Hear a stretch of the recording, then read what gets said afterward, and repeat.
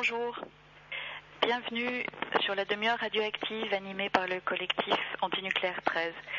Nous sommes un collectif d'hommes et de femmes indépendants de tout parti politique ou réseau institutionnalisé. La demi-heure radioactive a lieu les 2e et 4e mardis du mois à 14h en direct. Considérant que nous sommes tous et toutes des cobayes de l'industrie nucléaire et que nous sommes tous et toutes les victimes potentielles des catastrophes à venir, nous croyons qu'il est de notre devoir impératif de nous informer, mais aussi d'agir. C'est ce que nous nous efforçons de faire ici. Nous ne sommes pas dans les studios de Radio Galère aujourd'hui. Est-ce que le son est bon? On fait un petit test? Oui, attends, on m'entend pas à l'antenne, mais oui, le son est bon. Hein. Bon. On me dit que le son est bon. Donc, samedi à Paris avait lieu un rassemblement aux abords de l'ambassade du Japon. On n'a pas pu aller devant l'ambassade du Japon, ça nous a été interdit, de militants antinucléaires pour l'arrêt immédiat du nucléaire et en solidarité avec ce qui est appelé la révolution des hortensias. C'est un mouvement d'antinucléaire japonais qui se réunissent toutes les semaines depuis des mois pour empêcher le redémarrage des réacteurs au Japon et demander la fin définitive du nucléaire. Et pendant ce rassemblement, un texte a été lu par Colin Kobayashi, qui est journaliste japonais indépendant qu'on a reçu sur l'antenne de Radio Galère déjà. Je vous en cite un petit exemple. Il parle de la situation à Fukushima. Nous sommes dans le piège international du lobby nucléaire, un crime similaire à celui de Tchernobyl. Le déni des faits, le mensonge et la négation de la contamination des faibles doses. La Commission internationale de protection radiologique et le lobby international avec l'Agence internationale de l'énergie atomique, l'AIEA, occupent le terrain à Fukushima depuis l'an dernier. Cette stratégie est organisée et coordonnée de façon internationale, y compris avec des experts japonais pro-nucléaires. Autour de M. Jacques Lochard, président du CEPN, Centre d'études sur l'évaluation de la protection dans le domaine nucléaire, et coordinateur du projet Ethos en Biélorussie. Elle consiste à faire accepter aux habitants de Fukushima la vie dans la zone contaminée sans aucun suivi médical. Voilà, alors pour nous aider à comprendre ce qui se passe là, ce qui se trame exactement à Fukushima, on vous propose de réécouter une émission qu'on avait enregistrée en décembre 2011. Et dans cette émission, on parlait de alors, il est question de la soi-disant gestion des populations après l'accident majeur, et il était question de la gestion des populations après Tchernobyl. Gestion qui est menée donc par des experts du lobby nucléaire. Donc on assiste exactement au même schéma à Fukushima maintenant. Et voilà. Et donc notre invité en décembre dernier, c'était Mathias Goldstein du comité Stop Nos Gens. Donc je vous propose de réécouter cette émission et on se retrouve après. En fait, la première question que je voulais te poser, à ton avis, est-ce qu'il est possible d'améliorer les conditions de vie des populations au territoire contaminé? Est-ce que ça c'est un truc faisable? Alors, ce qui s'est passé, tu l'as bien dit, hein, il y a eu des projets, Ethos 2, Corps, Sage, Parex, il y a la démarche Parex, il y a tout un tas de trucs. Là-dedans, il n'est pas du tout question d'améliorer la situation des populations, d'améliorer la terre sur laquelle les gens vivent et tout. Là, il ne s'agit pas de ça.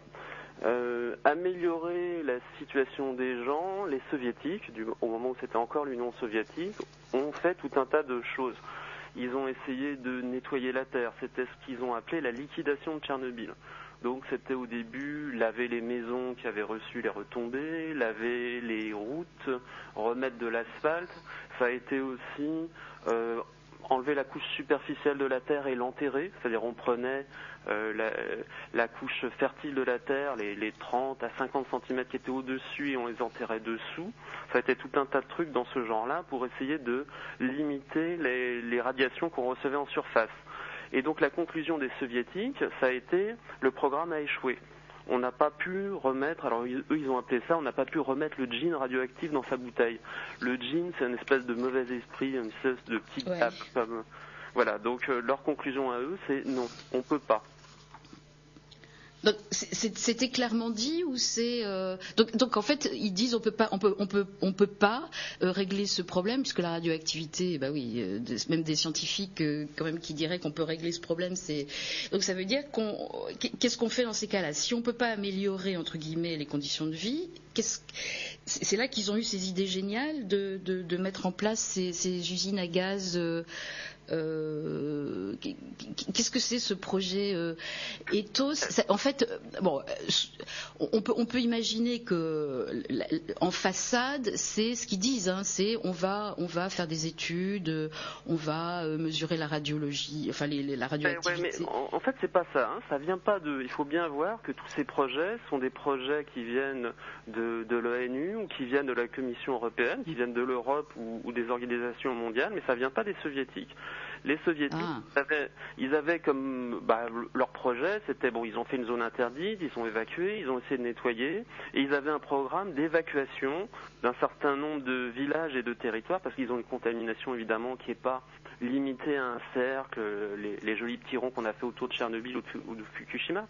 C'était une contamination en taches de léopard, donc ils avaient un programme, il y avait un certain nombre de villages et de petites villes qui devaient être évacuées. La seule solution, c'est l'évacuation. Bon, maintenant, ce qui s'est passé, c'est que les soviétiques, eux, ont quelque part annoncé assez clairement la couleur. Donc l'accident a lieu le 28 avril 86, et en août 86, il y a une conférence à l'AIEA, l'Organisation internationale de l'énergie atomique, où les soviétiques ils dressent les conclusions et les conséquences de l'accident. Il y a notamment une annexe sur les conséquences biologiques et médicales chez les gens, et ils annoncent que, d'après eux, il y aura dans les 50 à 70 ans à venir 30 à 40 000 morts par cancer supplémentaire. Ça, c'est l'AIEA qui le dit. Ça, c'est l'AIEA qui le dit. Non, ça, c'est les soviétiques. Les soviétiques, d'accord. Un rapport à l'AIEA. D'accord. Les soviétiques qui disent ça. Évidemment, un rapport qui est présenté en secret. Les journalistes ne sont pas conviés au moment en question. Et ça provoque la fureur des Occidentaux. Les Occidentaux, entre guillemets, c'est tous les pays pro-nucléaires. Oui. C'est pas possible, ces conséquences, c'est au moins 10 fois moins, etc. Donc à partir de là, les Soviétiques vont être obligés quelque part de manger leur chapeau, c'est-à-dire de revenir sur leurs conclusions. Donc, ce qui se passe d'ailleurs, celui qui présente ses conclusions avec 30 à 40 000 morts, il s'appelle Legasov, il se suicide 2 ans après. Parce que ça met à peu près 2 ans. Pendant 2 ans, les soviétiques vont revenir petit à petit sur ce qu'ils ont dit en disant en fait, il y a eu moins de radioactivité que ce qu'on pensait. En fait, nos mesures d'évacuation et les mesures de prévention, c'est la distribution d'iode stable et tout ça, on a vraiment très bien fait notre truc, donc du coup, il y aura beaucoup moins de morts. Et ça a été fait sous la pression des Occidentaux.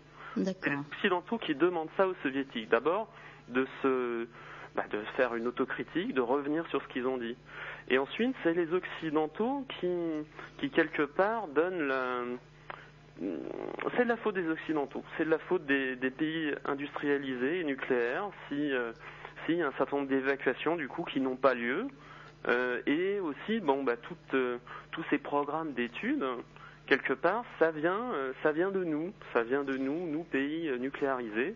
C'est-à-dire qu'on va faire des études pour reprendre ce qu'ont fait les gens sur place. C'est-à-dire sur place, il y a un certain nombre de docteurs qui voient que les enfants sont malades, qui voient qu'il y a des problèmes de santé.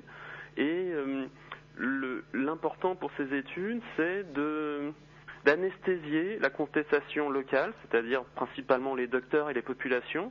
Dès 1988-89, il y a des manifestations à Minsk, en Biélorussie, où des gens demandent à être évacués, ils manifestent, ils ont des banderoles avec le taux de contamination en curie par kilomètre carré dans leur district, dans leur village, qui demandent à être évacués. Et donc il y a une grande contestation. Et tous ces programmes Ethos, SAGE, CORE maintenant, ont pour but de montrer que les toubibs sur place sont incompétents dans tout ce qui est du domaine du nucléaire, qu'ils voient des maladies liées au nucléaire alors qu'en fait c'est dû au stress des populations. À la fameuse radiophobie. Pardon ? La fameuse radiophobie. Voilà, la fameuse radiophobie. Donc en gros, les programmes sont là pour démontrer que les toubibs sur place et les scientifiques sur place se trompent. Il n'y a que de la radiophobie et que finalement, même après une catastrophe nucléaire, en fait ça se passe pas si mal. Et en fait finalement, il n'y a pas grand-chose. Et finalement, en fait tout va très bien. C'est vraiment une nécessité d'anesthésier la contestation localement et au niveau international, c'est-à-dire chez les populations des pays nucléarisés. D'accord. Avec quelque chose d'un peu pervers, c'est-à-dire que très vite la radiophobie ça n'a pas marché là-bas, parce que en fait même le paysan au fin fond de la Biélorussie, il voyait bien quand les enfants ils saignent du nez, ils ont la tête qui tourne, ils n'arrivent plus à suivre en cours, ils ont des problèmes gastriques, ils ont tout un tas de trucs, même le moindre rhume quand on est en territoire contaminé, ça se passe pas aussi bien que si on était dans un territoire propre. Donc les gens l'ont bien vu. Ensuite, les paysans, ils ont vu que les animaux, il y avait des naissances anormales chez les vaches, chez les porcs. C'est très simple de faire la liaison, c'est-à-dire qu'il n'y en avait pas avant l'accident, il y en a beaucoup après, et les gens se sont demandé ça va être comment pour nos enfants et nos petits-enfants. Donc même si techniquement et scientifiquement les gens ne savaient pas ce que c'était que la radioactivité, d'ailleurs ils le savaient tellement pas qu'ils n'avaient vraiment pas peur de la radioactivité, il n'y avait vraiment pas de radiophobie chez eux, donc ils se sont rendus compte que ça allait pas. Les docteurs ont vu la même chose, ils ont vu un nombre de maladies incroyables. Au bout de quelques années, ils ont vu les leucémies, ils ont vu les problèmes thyroïdiens, ils ont vu l'état de santé général des populations qui se dégradait. Donc tous ces programmes CORE, PAREX, SAGE, ETHOS, tout ça c'est vraiment fait pour prouver que les gens sur place ne voient rien. Bon, on a aussi beaucoup accusé chez eux, c'est l'alcoolisme, c'est-à-dire qu'on a découvert que l'alcoolisme causait tout. Marrant, c'est que ça le causait pas avant, ça l'a causé juste après. Oui. Bon voilà, donc en gros c'est vraiment un truc pour anesthésier la contestation locale et puis chez nous. Pour nous habituer au prochain accident et nous expliquer qu'en fait ce sera pas si grave. En fait, tous ces projets ont été financés par qui? Tu peux nous expliquer ça? Parce que c'était quoi? C'était les États, les industriels Ça, c'est assez astucieux et c'est ce qui était dénoncé notamment donc dans le texte dont tu as parlé de la CRIRAD. C'est que à l'intérieur de ça, alors il y a différentes institutions qui se mettent. Alors ce qui est intéressant, c'est qu'on retrouve toujours les mêmes gens dans ces institutions. On retrouve une étrange association qui s'appelle, je ne retrouve jamais. Mutadis, c'est ça? Le CEP. Alors le CEPN. Voilà. Alors le CEPN, c'est génial, c'est une association et dans cette association, il y a 3 membres. Il y a EDF, il y a le CEA et la COGEMA. C'est super étrange. Ah oui. Quelque chose qui s'occupe de l'aide. Je pense que tu dois avoir le truc sous la main. Oui, c'est exactement ça. Le CEPN, le centre. Alors, c'est le Centre d'études sur l'évaluation de la protection dans le domaine nucléaire, loi de 1901, qui a la particularité d'avoir été créée en 1976 par Électricité de France, le Commissariat à l'énergie atomique. Voilà.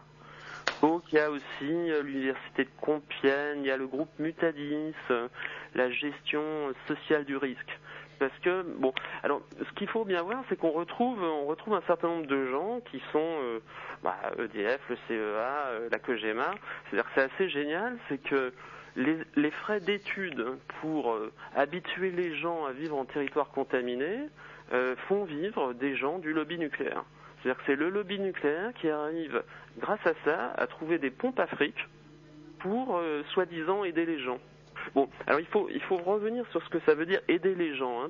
Tous ces programmes de réhabilitation, c'est en fait pas une réhabilitation des conditions de vie, mais c'est trouver le moyen pour faire vivre les gens en territoire contaminé. Alors, ça sous-entend par exemple un certain nombre de choses. C'est vrai que quand on est en territoire contaminé, il faut éviter les zones contaminées. En Biélorussie, en Ukraine, la plupart des gens, ils utilisaient la forêt comme complément alimentaire, c'est-à-dire qu'on allait chercher des baies, des champignons, on pêche, on fait tout un tas de choses, on a aussi un petit potager, on a tout un tas de trucs. Donc, tous ces programmes vont expliquer aux gens comment mieux vivre en territoire contaminé, c'est-à-dire comment moins se contaminer. Par exemple, pour les enfants, aller dans la forêt, aller jouer dans certains endroits, c'est dangereux, on peut plus balader dans la forêt, on peut plus se baigner dans les rivières. Donc c'est vrai qu'il va falloir expliquer aux enfants que rester dans la cour bétonnée qui a été nettoyée de son école parce qu'elle a pu être lavée, c'est mieux. C'est mieux que de jouer dans la terre, de remuer la terre, ça peut être dangereux parce qu'on peut ingérer des particules radioactives. Donc voilà, ils vont expliquer aux gens comment mieux vivre, ce qu'il faut plus consommer, les endroits où il faut plus aller. C'est-à-dire qu'on va leur expliquer donc tout un tas de choses, ce qui sous-entend que s'ils ne font pas ça, effectivement, ils vont se mettre en danger. Donc du coup, la victime qui vivait sur un territoire contaminé devient elle-même coupable de se contaminer. C'est-à-dire responsabiliser des gens de leur future maladie, de leur futur cancer ou de leurs différentes maladies qu'ils auront de toute façon.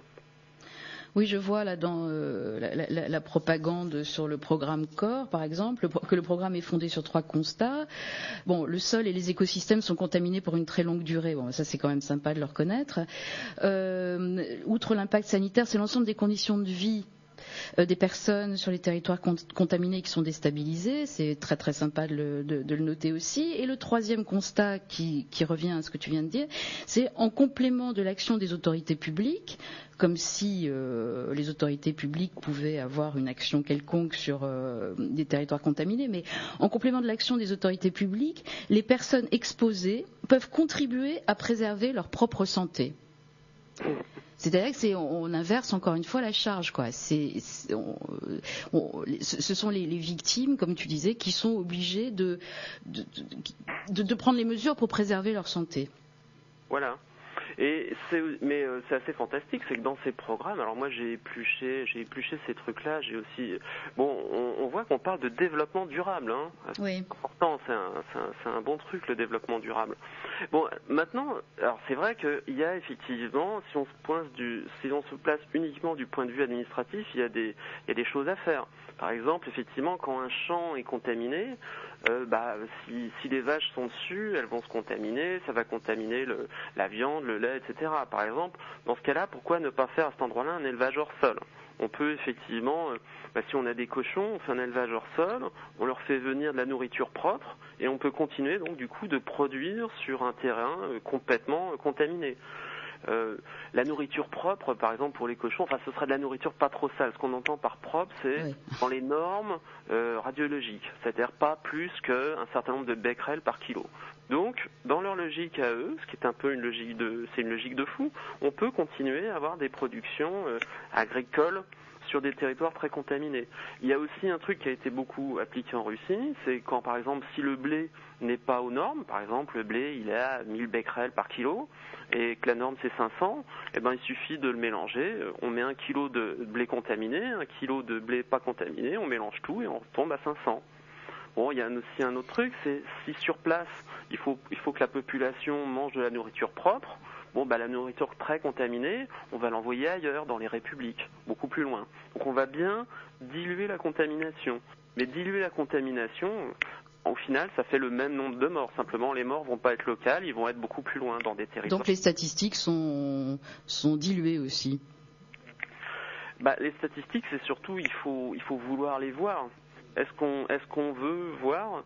Bon, il y a eu à l'Académie des sciences de New York un rapport fait un livre publié par des scientifiques russes qui dit il y a déjà eu dans le monde, suite à Tchernobyl, 1 million de morts entre 1986 et 2005.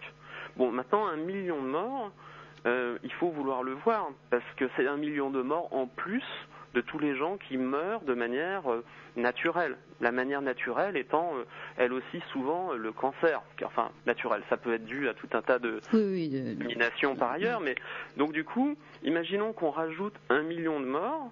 Si c'est dilué sur un certain temps, par exemple sur 20 ans, et sur 100 millions ou 200 millions d'habitants, voire plus, vu que là c'est à l'échelle de la planète, est-ce qu'on veut les voir ou est-ce qu'on veut pas les voir ? Si on veut pas les voir, on les voit pas. Oui, mais je pense aussi à ce qui se passe maintenant à Fukushima, qui semble être le même, la même chose qu'à Tchernobyl. On se retrouve face à des situations où il y a des gamins qui jouent dans des cours d'école avec de la terre contaminée, qui boivent du lait contaminé, qui mangent du riz contaminé.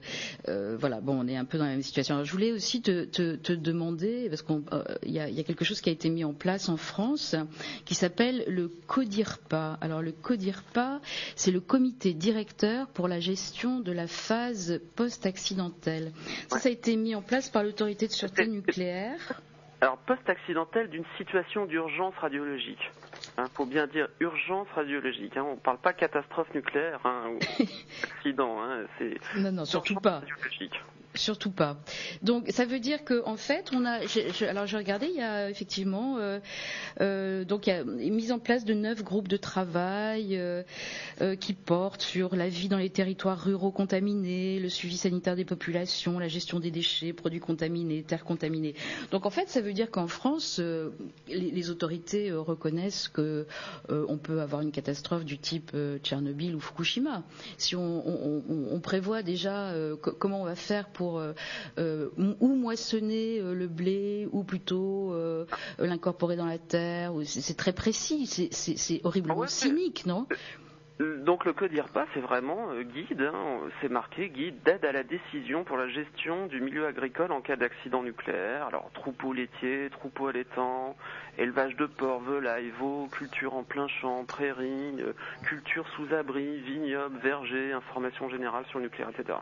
Donc c'est un guide, il y a 4 petits guides, des précis à l'usage des agriculteurs, des viticulteurs, pour voir comment on fait une fois que l'accident a eu lieu, que le territoire est durablement contaminé. C'est-à-dire que maintenant les études ne portent plus sur la sûreté des réacteurs, mais quelque part sur la certitude qu'un jour il peut y avoir un accident. Alors la certitude on cherche plus à. Il y a eu une propagande terrible sur le nucléaire. Donc l'électronucléarisation massive de la France a été imposée, ou lancée suite au premier choc pétrolier. Et à ce moment-là, on disait un réacteur ne peut pas exploser. C'était carrément dit tel que, ils faisaient du baratin sur les réacteurs sont stables. C'est-à-dire par exemple dans les réacteurs qu'on a chez nous, qui sont des réacteurs des PWR, donc à eau sous pression. L'eau sert en même temps à refroidir et de modérateur pour les neutrons, c'est-à-dire à entretenir la réaction nucléaire. Et on disait, s'il y a perte du refroidissement, il n'y a plus le modérateur et la réaction nucléaire va s'arrêter. Donc en fait, on disait à l'époque, les responsables disaient, il ne peut pas y avoir d'accident grave parce que par exemple, si on perd l'eau, ce qui s'est passé à Fukushima, on ne peut plus refroidir, mais la réaction elle s'arrête toute seule et il ne se passe rien. En gros, c'est ça qu'il disait. Donc on est passé l'accident impossible à dans les années 80 et surtout après Tchernobyl, Tchernobyl, finalement c'est possible. C'était un mauvais réacteur, c'était un truc soviétique, ça peut pas arriver chez nous. Chez nous, c'est sûr, c'est fiable.